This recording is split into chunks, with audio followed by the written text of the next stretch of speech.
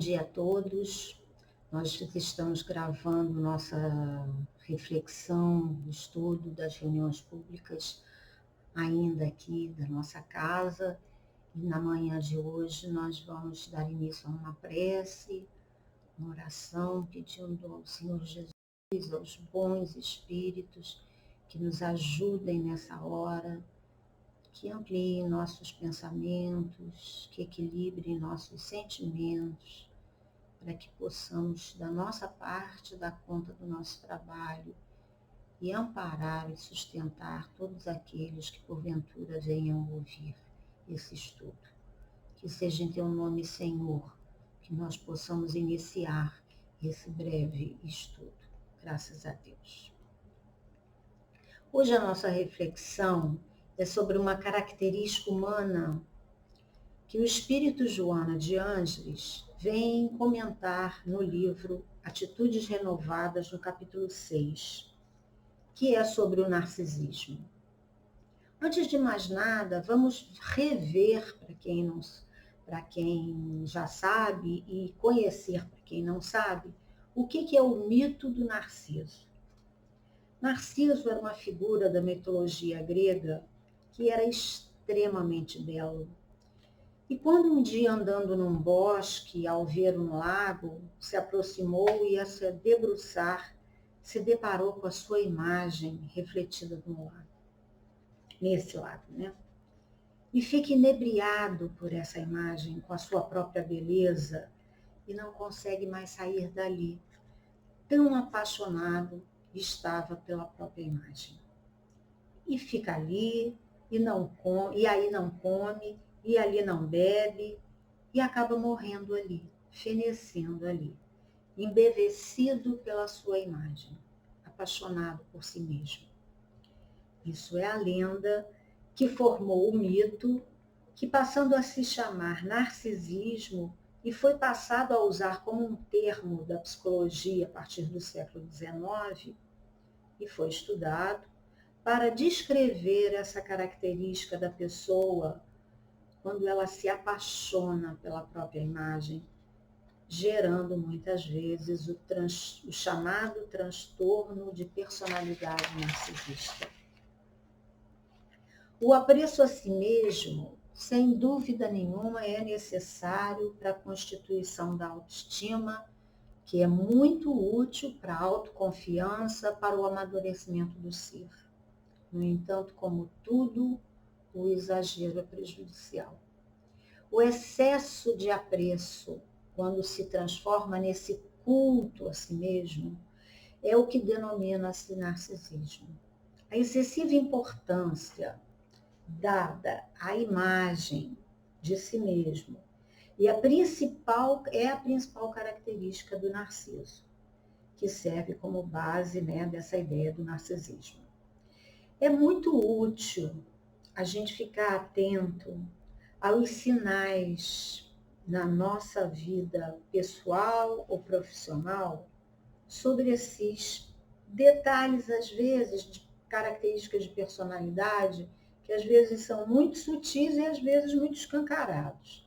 Popularmente, tem-se a impressão de que o culto ao ego, que gera esse amor por si mesmo, é algo exclusivamente ligado a pessoas da alta sociedade, ou que ocupam grandes posições na vida social, ou as ditas celebridades, exibindo conquistas e posses de formas nobres. Porém, nenhum grupo social está isento da presença dessa característica em suas personalidades. Tem gente que não tem posição social financeira nenhuma de destaque, que apresenta profundos sinais de narcisismo. O narcisismo está mais presente em nossas vidas do que a gente possa imaginar. E muito provavelmente é o culpado, é o responsável pela nossa sensação de infelicidade. E no decorrer do estudo eu espero que a gente entenda por quê. Podemos observar o narcisismo no hábito, muitas vezes, de ridicularizar ou menosprezar os outros, para que ele possa ser sempre o destaque, estar em posição melhor ou que seja bem mais visto do que os outros. Mas vamos pensar um pouquinho no narcisismo em termos de aplicação do mito, desse mito, ao comportamento humano. E isso, gente, não é para a gente ficar identificando essas características nos outros. Isso é para a gente identificar quando nós estamos vivenciando isso, porque é onde a gente tem gerência de trabalhar e de modificar, né? Então, quais são os sinais de uma postura, de um comportamento narcisista? É claro que a gente reconhece na criança o egocentrismo natural, né, da infância. No entanto, quando é que a patologia se apresenta, é porque depois de um determinado nível, né, que não caberia mais aquele egocentrismo e o adulto continua. E aí é que surge a dúvida. Qual o limite entre o saudável, que a gente falou anteriormente, da autoestima, da autoconfiança, e o patológico? Para a gente entender melhor essas questões, eu procurei em algumas pesquisas e reflexões essas características. Por exemplo, quando nós estamos em alguma posição de liderança, o comportamento narcisista, ele precisa exercer posições de domínio para alimentar o seu ego. No entanto, à medida que mandam, né, que a gente manda nos demais, inclusive porque tem essa liderança, já tem nato essa liderança, muitas vezes, onde é que a gente... Então, a liderança é ruim? Não, a liderança não é ruim, pelo contrário, a liderança é excelente, essa característica do ser humano de liderar. Mas quando é que ela se apresenta como a tal da patologia que a gente está falando, que já ficou over, já passou do equilíbrio? É quando negligencia as necessidades daqueles que são seus subordinados. Porque é tanta importância ao que ele vai mandar que você não olha o que está em volta. Você não olha a necessidade daquele que está em volta. Se aquilo que você está mandando, se aquilo que você está se exigindo é razoável ou já extrapola os limites do equilíbrio, né? E acaba sempre buscando ser o centro das atenções. Pessoas narcisistas, quando nós somos narcisistas, a maioria das vezes, somos pessoas sociáveis. Eu estou dizendo somos, é porque para a gente pensar na gente, tá? Pessoas sociáveis, bastante comunicativas, e estabelecem as suas relações, de forma a chamar muita atenção das pessoas que estão à sua volta. Adoram um holofote em cima de si mesmo, o holofote voltado para si próprio, né?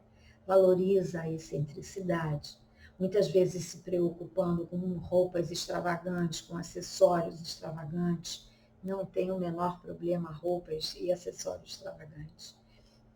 O problema é a necessidade de ser interpretado pelaquilo que se veste para que as outras pessoas os reconheçam como pessoas diferentes, ousadas, melhores do que os outros.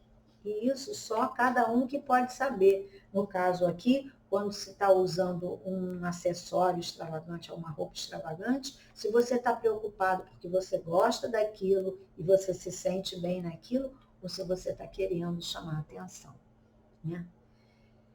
Sobre a vaidade. A vaidade é outra característica bastante presente no comportamento narcisista. Por exemplo, podemos observar um excessivo culto ao corpo. Esse ponto é tão valorado e geralmente o narcisista são seres sedutores naturais, assim como líderes naturais, seres sedutores naturais, tendendo a usar o corpo para esse hábito de sedução. Às vezes não estamos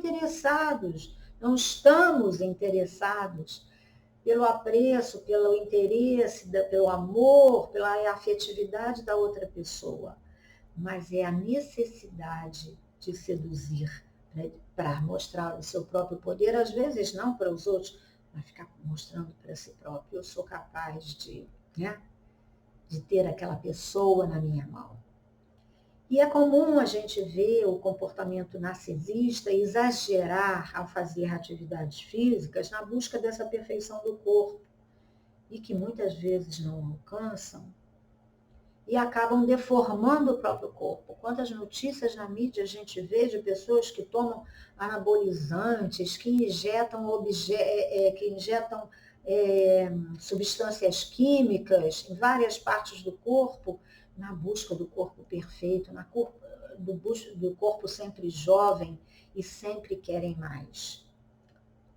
Podia até dar exemplos, mas não quero ficar dando exemplos, só para a gente pensar no comportamento. Já nos relacionamentos amorosos, os comportamentos narcisistas podem tratar os seus parceiros como grandes conquistas, exibindo-os ao público como troféus para o mundo. Então, homens precisam de ter mulheres muito bonitas do seu lado. Ao contrário, mulheres precisam de homens muito bonitos do seu lado. E outros gêneros também, né? Valorizando a companhia como um verdadeiro troféu.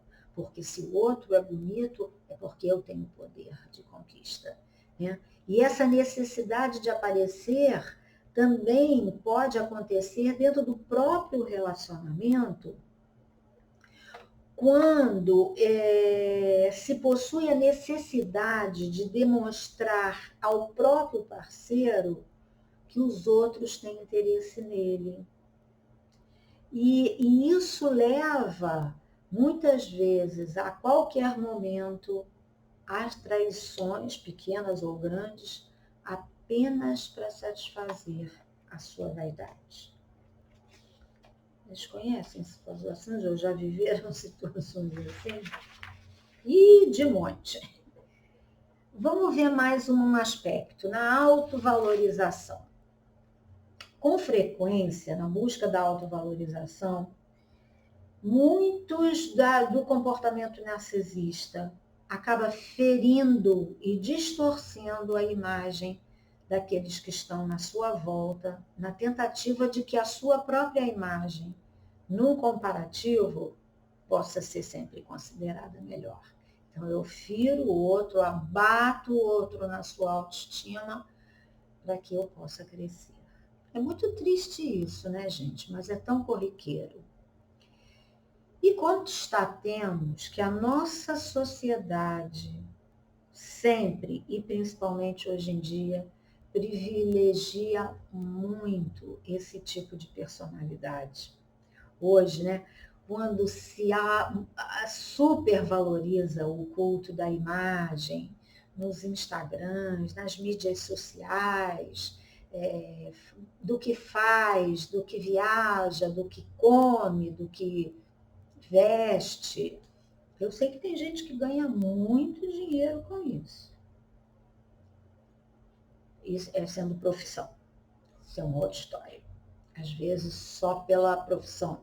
Mas o importante é ver qual é a motivação que eu estou colocando essa autoexposição toda, né? É claro que uma sólida autoestima é a base para manter o equilíbrio emocional e mesmo sermos bem-sucedidos profissionalmente, tudo, a gente tem que ter deve ter autoconfiança. Por isso que os estudiosos falam que o limite entre o equilíbrio e o patológico é muito sutil. As pessoas que sofrem de transtorno de personalidade narcisista mostram muitas vezes um padrão de grandiosidade do ter, mesmo do ser, né? De um egocentrismo exacerbado, acreditando muitas vezes que eles são de importância vital no mundo inteiro. Não tem muito a flexibilidade mental suficiente para perceber que todos somos importantes, que ninguém é imprescindível, e que nós somos importantes para uns e somos totalmente irrelevantes para muitos outros. Né? Assim como muitos são importantes para nós e outros a gente não sabe nem quem é. Né?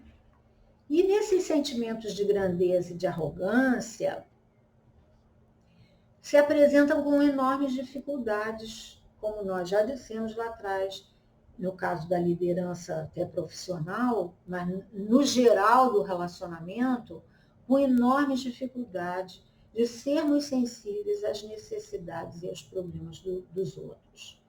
Então, é uma indiferença porque se acredita tão especial e único, o que o leva naturalmente, nem faz com maldade não, mas o leva naturalmente a desprezar os outros e querer se relacionar apenas com aquelas pessoas que têm um status elevado, considerado assim como considerados como aqueles que estão à sua altura, né? Os outros não têm importância.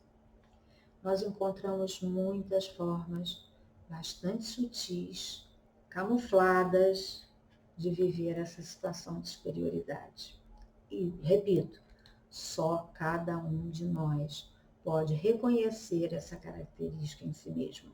Embora às vezes é tão gritante que todo mundo de fora vê. E às vezes a gente é que não vê, por falta de autoconhecimento. Na área do conhecimento, olha outra característica interessante. O narcisismo nos faz ter a necessidade de exibir o quanto sabemos. E aí, muitas vezes, a gente sai dando respostas apressadas, sem pensar. Em mídia social, isso, então, é a coisa mais normal, mais do dia a dia que acontece. A gente tem uma dificuldade de ficar calado, ou uma dificuldade de dizer sobre esse assunto, eu não sei, não tenho conhecimento. Acaba experimentando uma necessidade excessiva de admiração, de tudo dar opinião, se não se sente perdido, incompreendido. Muitos, inclusive, têm expectativas do que fazem, criam expectativas não razoáveis e ficam sempre esperando o tratamento. Vou colocar para nós. Quando nós ficamos esperando o tratamento dos outros, um tratamento especial, muitas vezes sem ter feito nada de especial para merecer aquilo, o que se traduz numa atitude arrogante e superior. Explora relacionamentos interpessoais, aproveitando os outros para alcançar muitas vezes os seus próprios propósitos e atender às suas necessidades. É o que a gente chama de usar o outro como degrau para conquistar algumas coisas. O narcisismo pode ser abordado tanto do ponto de vista individual quanto da cultura, da coletividade, né, como um todo. Nesse segundo caso, ele é visto como uma consequência do desequilíbrio numa sociedade de consumo, em que a imagem do indivíduo associada ao que ele consome é objeto geralmente de espetáculo. Né? A espetacularização do consumo, baseada na imagem, é um comportamento cultural que se manifesta globalmente e traz consigo consequências ambientais até, além de emocionais, políticas, sociais, ambientais. E é justamente o que o espírito Joana de Ângeles, nesse livro Atitudes Renovadas, aborda nesse texto do capítulo 6, quando ela chama de tempos narcisistas. Eu vou ler algumas passagens porque são muito interessantes. Ela nos fala, por exemplo, que nos tempos de hoje, ante as indiscutíveis conquistas da cultura, da ciência e da tecnologia, foi também intensificando-se lentamente o individualismo, baseado nos interesses pessoais, e que nos dias atuais, O distanciamento que se apresenta entre os indivíduos leva-os a situações inquietantes, avançando no rumo de problemas graves de comportamento. O que ela quer dizer aqui?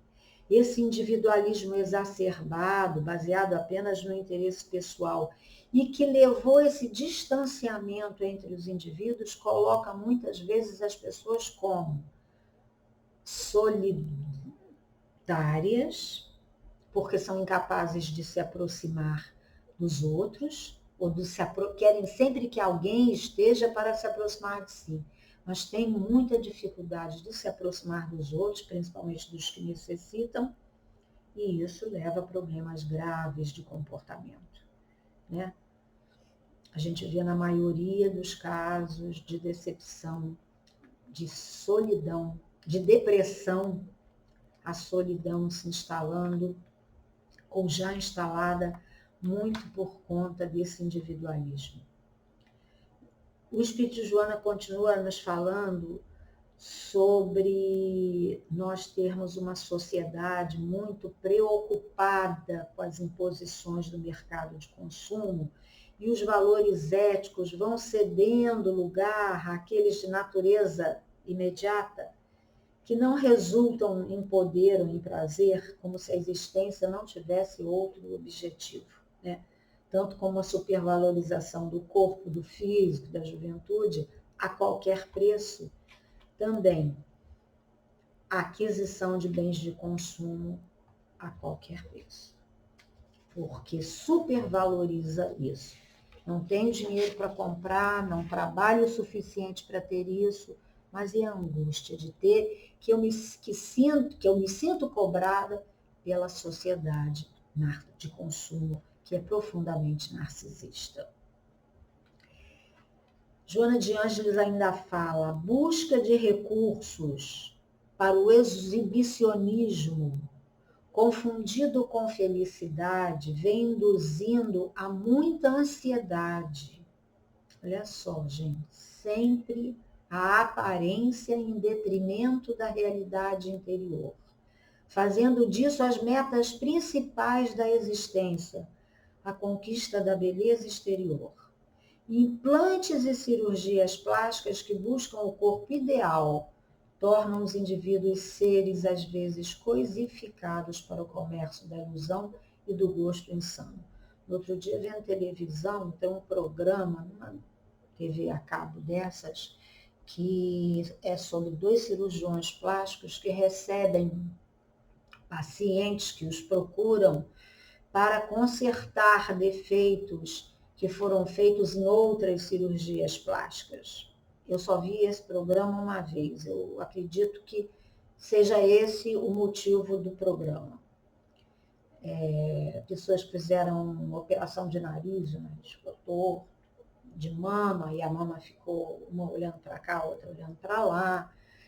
Até aí, né? Tudo bem. Mas no outro dia, o que me chamou a atenção foi, nesse dia que eu estava vendo, foi uma moça que chegou lá dizendo que ela botou um implante na mama.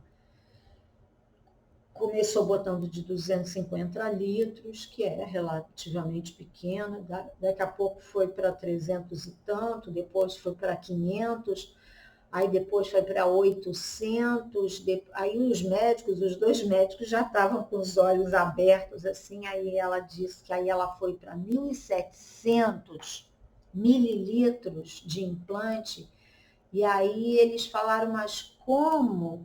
E aí ela agora disse que ela estava com 2.500 mililitros. Realmente o seio da moça saía daqui, da clavícula, assim, e vinha até aqui, assim. Era uma coisa, assim, deformada, né?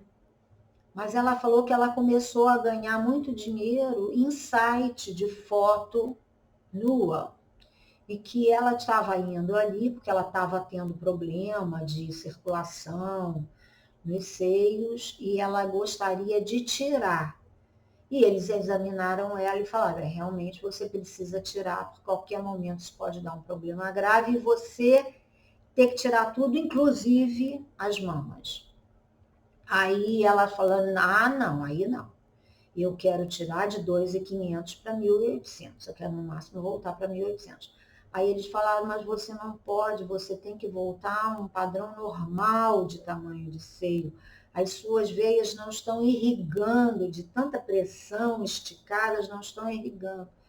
E ela falou que não, agradeceu, foi embora. E no final da filmagem, os médicos olharam um para o outro e falaram, o que a gente pode fazer, né? Cada doido com a sua mania.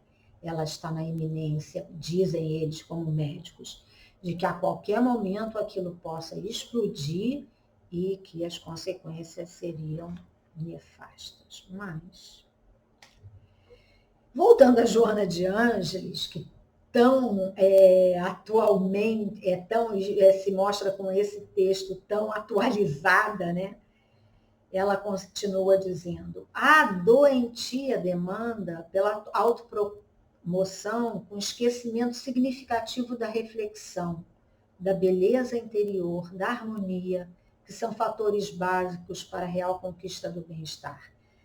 Nesse exemplo, a moça não estava preocupada com o bem-estar dela, ela estava preocupada com o dinheiro, que era cada vez maior, e também os aplausos, os likes, os incentivos dos que os que acompanham ela no tal do site, sem lembrar do bem-estar da saúde dela.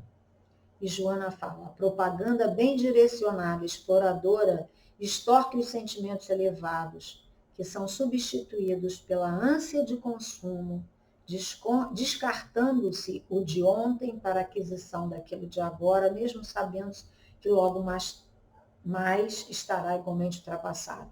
Isso já é o fato de você usar o seu dinheiro na compra incessante de coisas que daqui a 6 meses já estão fora de moda, né? Dos aparelhos eletrônicos, que também em 10 meses, 1 ano, já são considerados obsoletos, mas como que eu posso ficar sem o último modelo, né? E as propagandas estão aí buzinando em todas as mídias, 24 horas por dia, para que a gente se renda e deixe de valorizar o que é importante para valorizar o que a mídia está querendo. E ela continua, vemos a indiferença ao que acontece com o outro, o seu próximo, porque quando a gente está focado em tanto consumo, em tanta autovalorização do corpo, é natural que não se tenha tempo para olhar a dificuldade do próximo. A não ser que ele cause, como ela diz, um imediato problema, né? Alguém direto da sua convivência, da sua família, né? E essa cultura doentia vem dando lugar ao desespero dos que têm menos. Olha que coisa importante. Que muitas vezes se armam de violência e tomam pela força aquilo que lhes é negado pelo dever da humanidade, ampliando-se os quadros da agressividade e do ressentimento em proporções preocupantes. Eu aqui quero deixar claro, nem Joana de Ângeles e muito menos eu estamos corroborando ou explicando ou justificando assaltos, roubos ou quaisquer outros atos em detrimento de tirar algo do outro em detrimento disso. Mas é uma coisa que acontece. Quando a mídia e a sociedade narcisista valoriza tanto isso, é natural que essa cultura doentia, que, como ele dizia assim, muitas vezes armam de violência e faz os mais desafortunados a quererem aquilo pela força. Porque a ignorância, ou a falta de conhecimento, a falta de amadurecimento os leva a agir assim. Não estou justificando nem desculpando. Estou tentando, como Joana de Ângeles, entender um quadro social. Outra coisa também, porque se de um lado acontece, o abuso do poder dos que já têm diminui o respeito pela vida e por todas as suas expressões. No Rio de Janeiro não precisamos nem comentar. A falta, porém, do amor no ser humano torna-se grave problema existencial que conduz ao desespero, mesmo que silencioso. Por isso, gente, tanta gente. No outro dia chegou mensagem pedindo a todos por preces, por pessoas deprimidas pensando em suicídio. Porque é uma sociedade que não ajuda a autorrealização. E esse sofrimento é desnecessário. Poderia ser resolvido ao nós nos aproximarmos um do outro, com esse objetivo destituído de ganhos e lucros. É Joana de Ângeles que fala e que qualifica e resume tudo isso numa característica humana nossa que precisamos mais do que nunca estar atentos para transformá-la, que é o narcisismo. Porque ele é de uma profunda insensibilidade emocional.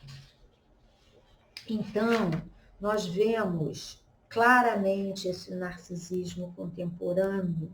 Nós vivemos nesses dias onde as mídias cultuam na esfera individual e coletiva essa supervalorização. E é útil, importante, urgente que façamos uma revisão de todos os nossos valores, em todas as coisas que damos importância e em que aplicamos as nossas energias. Certamente vimos aprendendo na doutrina espírita que é prejudicial nós nos acharmos melhores do que os outros. Aliás, melhores ou piores do que os outros. Isso não é legal, a doutrina espírita já nos diz isso.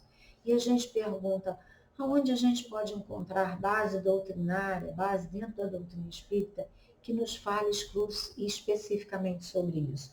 No Livro dos Espíritos, em 3 questões, 913, 914, 915, nos é falado assim, na 913, nos diz que entre os vícios, aquele que nós podemos considerar mais radical é o egoísmo. Desse vício deriva todo o mal. O narcisismo tem a ver com o egoísmo. Né? O narcisismo é tudo que o egoísmo abraça. E os Espíritos falam, estudai todos os vícios e vereis que no fundo todos existe o egoísmo. Na 914, os Espíritos dizem, o egoísmo tem suas bases no interesse pessoal. Não é mal a gente ter interesse pessoal. O ruim é a gente ter um interesse pessoal em detrimento do que é justo. E isso é o egoísmo. E na 915, os Espíritos dizem que o egoísmo é inerente à espécie humana no planeta Terra, que se caracteriza pela pouca evolução espiritual. Então, é inerente, é natural. Mas nós já podemos ir nos trabalhando para sair dessa condição que tanta infelicidade nos traz. E nessas 3 questões, os Espíritos nos falam a respeito dessa maior dificuldade, dessa característica, né, que é o egoísmo, que nos atrapalha, que nos faz sofrer nas nossas relações familiares, afetivas, profissionais, individuais, sociais, coletivas. E para o médium que é trabalhador espírita, isso influencia? Como é que esse comportamento se expressa na rotina do médium dentro da doutrina espírita? Eles nos dizem, no caso de contato com mensagens espirituais, aquele que é o narcisista toma as advertências dos espíritos nobres sempre para os outros, jamais para si próprio. Porque tem essa característica de se distanciar da humildade, que a humildade nos obriga a uma autorreflexão. Em razão dessa característica emocional, quando é o portador da mediunidade, atrai espíritos zombeteiros que o inspiram em sua vaidade, em seu narcisismo, comprazendo-se ele. Isso aqui é uma página de Valdo, psicografada em 1999, que ele fala: em razão dessa deficiência, né, quanto portador de mediunidade, atrai espíritos zombeteiros que o inspiram, comprazendo-se os mesmos em levar ao ridículo aquele com quem sintonizam, sem que a vítima se dê conta da gravidade da patologia obsessiva em que tomba. Então, muitas vezes o médium está sendo levado a uma postura, a um comportamento ridículo,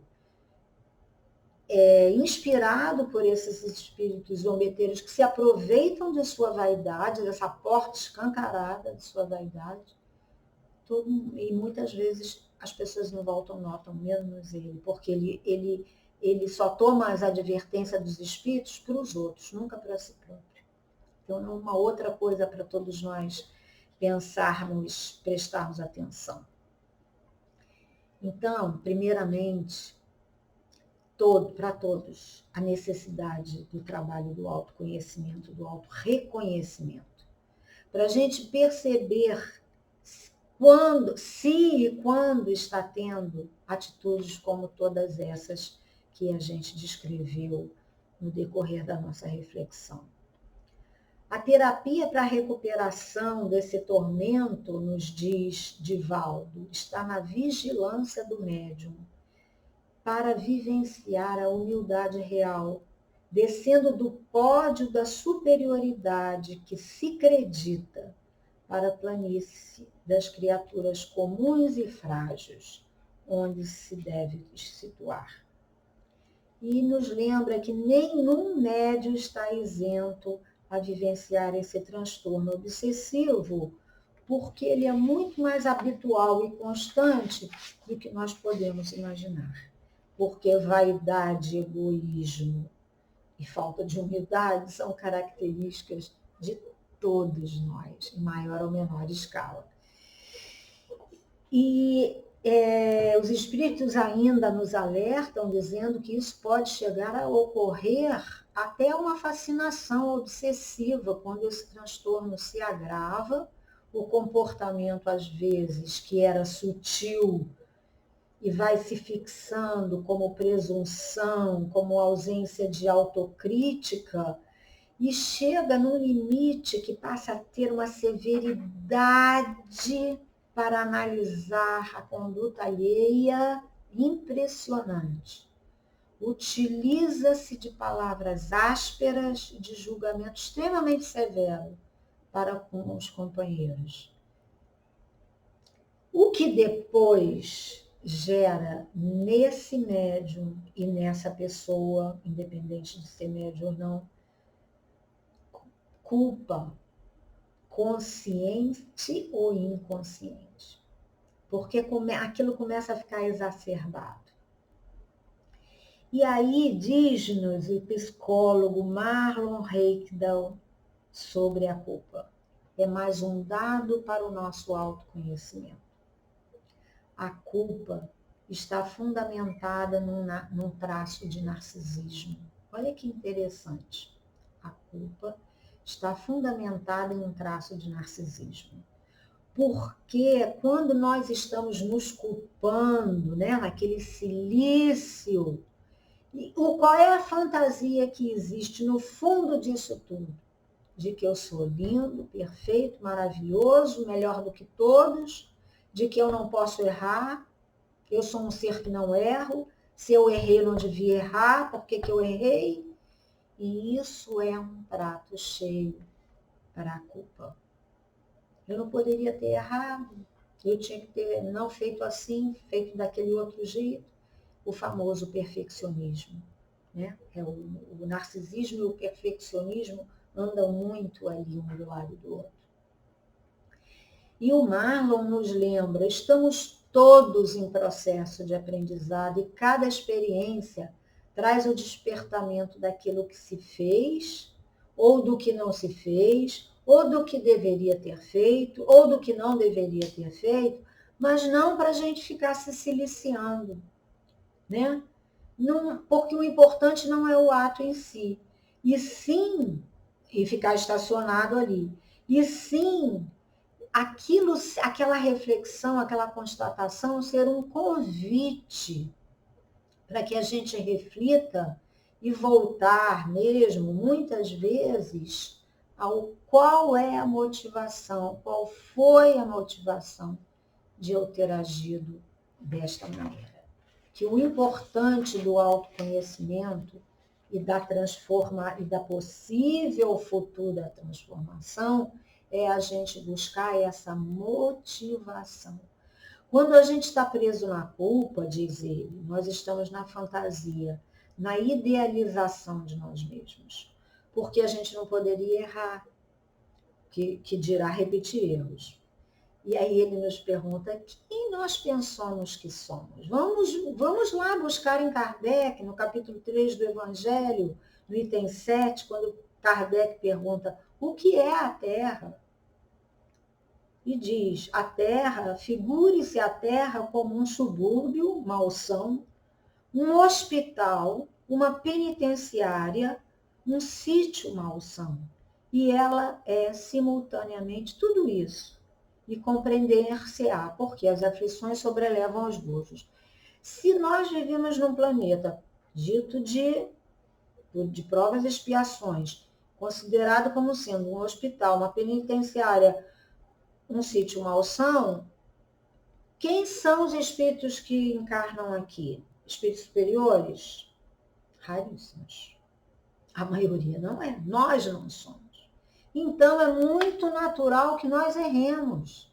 Agora, não nos acomodemos no erro e procuremos entender, refletir a motivação do nosso erro para que a gente possa transformá-lo. Ele ainda nos diz que nós somos espíritos rebeldes e comprometidos com a lei. Então, ele pergunta, como não errar? O mais importante é que surja o aprendizado, que a gente busque essa reflexão para ver a intenção, a motivação. E a nossa questão aqui é essa. Se a gente erra ou não entende quem somos e o que a gente está fazendo aqui, essa é uma questão importante. Porque o problema não é não errar, ou errar ou não errar. O útil é aprender com o erro, ou então a gente vai se destruir com ele. Então, o convite é: analisa as tuas intenções, as tuas motivações por trás de toda a ação sua. Eu vou modificar. O convite é: analisemos as nossas intenções, as nossas motivações por trás de todas as nossas ações e aprofundemos o processo de autodescobrimento. E pesando por esse prisma, tudo vai passar a ser um degrau desse processo, dessa escala, que é o que a doutrina espírita, o Consolador Prometido, nos fala. Tudo isso é um processo para que a gente possa enxergar por um ângulo diferente. Ainda há tempo de perceber que a imagem do espelho que Narciso via não representa quem nós somos. Se nós nos olharmos no espelho, aquilo ali não é o que nós somos. Não é a nossa essência. É apenas uma vestimenta temporária.